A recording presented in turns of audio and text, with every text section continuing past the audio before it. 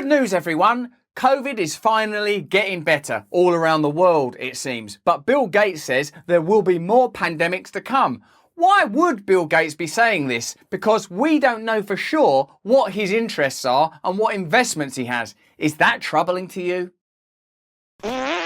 Hello there, you 4.7 million awakening wonders. Here we are on a glorious pilgrimage together to the brightest light of all, the light that is within us. I'm all over the UK in April, May, March. Come see me live. There's a link in the description. You can get tickets as long as everything's okay by then. It seems like things are moving in the right direction around the pandemic and the perception of it. But Bill Gates says there will be more pandemics to come. In fact, he's got a lot of interests in pandemics.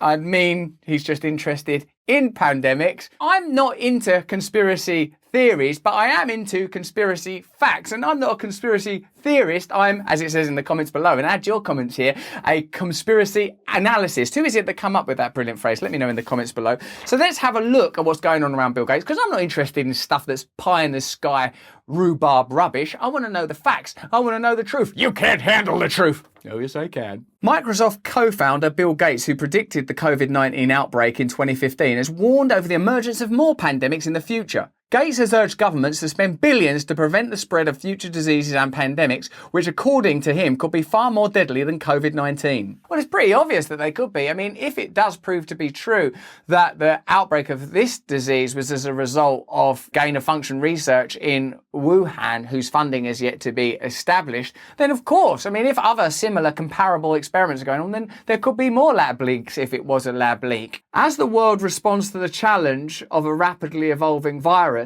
the need to deliver new life-saving tools that I sell, has never been more urgent, Gates said last week. I mean, does this not to some degree, and I'm not suggesting that Bill Gates is this or Big Pharma is this, but my word, hey, it's a nice civilization you got there.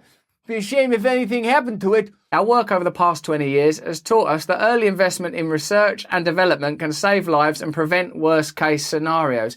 I'm not suggesting that billionaire entrepreneur Bill Gates has any interest other than the betterment of the planet. I'm open-hearted to all people. Perhaps all Bill Gates wants to do is help others. But did you notice that in what I just read, there's a lot of talk of billions being spent, necessary development? So let's have a look at what he could mean by that and some of the activities of the Gates Foundation. The Gates Foundation reported a $40 million stake in CureVac, one of dozens of investments the foundation reports having in companies working on COVID vaccines, therapeutics, diagnostics, or manufacturing. You don't have to be a conspiracy theorist to ponder whether or not it is profitable to be in the business of making vaccines when vaccines are mandated. Right? You know, seatbelts, cool, all right, yeah, if you're making seatbelts though, that's a good time for you, huh? These investments, amounting to more than $250 million, show that the world's most visible charity and one of the world's most influential voices in the pandemic response is in a position to potentially reap considerable financial gains from the COVID-19 pandemic. Now, for me, perhaps the reason Bill Gates knows a lot about COVID and predicted it in 2015 is because it's a subject he's been interested in, and that's obviously not something he's sought to hide. He goes on the television talking about it. Is the motivation you want to help people, or is the motivation you want to profit from it? Not that there's any evidence or proof that Bill Gates does profit from it. It's simply we're looking at this investigation into the activities of the Gates Foundation and them having a reported $40 million stake in CureVac. If there is a financial benefit, and we live in an economic system that is driven by economic benefit and the need for profit, then you would have to be extremely naive and poorly educated not to consider a possible congruence between those data. Revelations of the Gates Foundation's financial stake in COVID-19, which Bill Gates does not appear to have publicly disclosed in dozens of recent media appearances, speak to broader criticisms about the lack of transparency in the Foundation's increasingly central role in the pandemic. Do you know, like the thing that we're encouraged to say about spying and data capture? If you've got nothing to hide, why are you worried about being spied on? That's okay. So if transparency is what you want from us when it comes to data capture, being tracked by big tech, that information being shared with governments, how about some transparency around the activities of the Bill Gates Foundation? What reason could there be other than you would not like this information? Who are they accountable to? They don't even have a governance structure that's clear. notes Kehinde Andrews, Senior Vaccines Policy Advisor to Doctors Without Borders. A pretty cool little organisation, Doctors Without Borders, just want to help people, go around helping people. Increasingly, I see less information coming from the Gates Foundation. They don't answer most of our questions. They don't make their technical staff available for discussions with us when we're trying to learn more about their technical strategy on COVID and how they're prioritising certain things. Those certain things presumably are, you take your own guess about what those priorities are. But that's interesting, isn't it, that Kehinde Andrews, a Senior Vaccine Policy Advisor to Doctors Without Borders, is concerned. And Gates' priorities in developing and distributing a COVID vaccine, Elder says, are increasingly the world's priorities, as multilateral institutions like the World Health Organization have ceded leadership to a group of public-private partnerships where Gates provides key funding. We've done videos before, have a look at it, I'll point to it at the end, that shows you the amount of investment Bill Gates makes in media. And some might say that that would affect the kind of coverage that Bill Gates receives in media. Now we're learning that there are a lot of private-public partnerships with organizations that dictate policy. Now, no one would allege anyone who's sensible and doesn't have really, really powerful lawyers at their beck and call would not suggest anything untoward is going on. But it's interesting, as Kehinde Andrews here points out in this article that I'm reading out loud. These organisations, the Coalition for Epidemic Preparedness Innovations and Gavi, the Vaccine Alliance, are working with the WHO to develop the largest and most diverse COVID-19 vaccine portfolio in the world. James Love, director of the NGO Knowledge Ecology International, says the Foundation's decades of work on vaccines, along with its sprawling financial ties, allowed it to assert influence early in the pandemic. He had enough money and enough presence in the area for a long enough period of time to be positioned as the first mover and the most influential mover. So people just relied upon his people and his institutions, says Love. In a pandemic, when there's a vacuum of leadership, people that move fast and seem to know what they're doing, they just acquire a lot of power. And he did in this case. That's interesting from James Love there, isn't it? That because Bill Gates was prepared, because he was talking about it in 2015, because he already had this infrastructure, when that power vacuum emerged, because it was a novel situation, we've never had anything like this, a situation where lockdowns were being proposed, a pandemic, whatever, there was an opportunity for someone to step to the forefront. Again, I don't know what the right policy is, how could I possibly? But it's interesting that someone who has, it might appear, things to gain from this situation was able to dictate, direct and influence policy, if that is indeed what happened. Gates' leadership in the pandemic has been widely, almost universally praised. But because Gates is not an elected representative or public official, the details of his far-reaching influence and finances have largely eluded public scrutiny. You have an enormous amount of power that affects everyone around the globe, and there should be some accountability, some transparency, says Love. People are not asking unreasonable things. It's a charity. We're asking, right, let's see if these questions are reasonable to you. Can you explain what you're doing? Like if I saw Bill Gates picking up the bins outside my house, can you explain what you're doing? No, mind your own business. What I do with your bins is my affair. Can you explain what these contracts look like? Absolutely not. Particularly since they're using their money to influence policies that involve our money. Okay, well, those are two good questions. The Gates Foundation declined requests for interviews and did not respond to detailed questions sent by email, including about its investments in pharmaceutical companies working on COVID. Now, a lot of the time when you hear stuff about Bill Gates, it's reported like, oh, it's a conspiracy theorist, wackos, lunatics, but like this is like all serious stuff. Can you explain what you're doing? Could we have a look at those contracts? How are you influencing policy? That's not like, hey, I think Bill Gates has come from the moon, baby, and he's living with a spaceman. It's saying, I wonder if Bill Gates financially benefits from these policies that he appears to... I mean, that's not madness, is it? Love and other critics say a key role Gates has played in the pandemic has been elevating the pharmaceutical industry, for example, pushing the University of Oxford to deliver its leading COVID-19 vaccine platform into the hands of Big Pharma. The result in partnership with AstraZeneca had another effect, changing the university's distribution model from an open license platform designed to make its vaccine freely available for any manufacturer to an exclusive license controlled by AstraZeneca.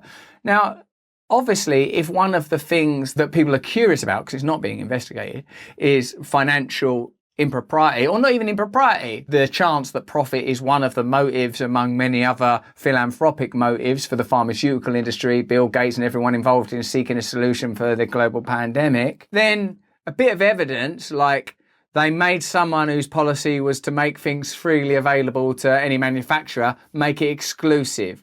Now, I bet that they can come up with a counter-argument. It's because we want to control the quality. I've seen them do stuff like that. But you feel like, does it also, though, as a side effect to you making it like better quality, make you more money. Oh God, I hadn't thought about that. That is weird. I'll be doing that profit-making thing that my whole life has been defined by. Oh my God, what a lucky coincidence. Georg Schaber, executive director of German advocacy group Buko Pharma Campaign, sees the Gates Foundation as having an ideological investment in this business model, pointing to many of the foundation's senior staff who come from the pharmaceutical industry, including the president of Gates' Global Health Program. Other critics note how the Gates Foundation's endowment could benefit from the foundation pushing COVID vaccine development towards exclusive licenses. If we change the way in which you regulate the industry or the ways in which you want medicines or vaccines to be produced and delivered, says KM Gopakumar, legal advisor to the Third World Network, who is based in India, it's definitely going to affect these companies' business model and also the investments of Gates Foundation. So they're using their money to reinforce the status quo. Journalistic norms require disclosure of conflicts of interest. So do the prevailing rules in science. But even when Gates enters the scientific discourse, for example, in the commentary he penned in the New England Journal of Medicine, prescribing what he thought government leaders should be doing to tackle COVID, he does not disclose the details of his financial ties. Gates filled out the journal's required conflict of interest form, but simply listed his conflicts as numerous. Yeah, I got numerous conflicts. Oh, could you tell us about them? Yeah, there's a number. Is it one? That is a number, could be. Is it hundreds? Also a number, could be. Giving readers no sense of the size, scope or type of his financial stake in the pandemic. Liz Barrow, Professor of Medicine and Public Health at the University of Colorado, says authors have to provide details of their financial conflict of interest, even if it means listing dozens of companies, which is not unheard of among authors in the New England Journal of Medicine. The journal did not respond to multiple inquiries about Gates' disclosure. I mentioned earlier, didn't I, that we've done a video on Bill Gates' donations to the media. We'll point it out at the end of this one. And this is an example, isn't it, of how influence in the media would be beneficial. If you make loads of donations to media foundations, then you have to go into the media and you would usually disclose your interests in a very explicit way, but you haven't. If you've made loads of donations, do you see how possibly, and I'm not saying this is what's happening, that network of interest might co-align nicely to your benefit, potentially? Sheldon Krimsky, a professor of humanities and social sciences at Tufts University, says disclosures are critical because they notify readers about potential bias. The last person I would want to tell me if a vaccine was ready to go is a person who has an investment in the vaccine, Krimsky said. Bill Gates' tax records and investment portfolio bear scrutiny because of his leadership role in the pandemic, whose total cost to the global economy is in the trillions of dollars.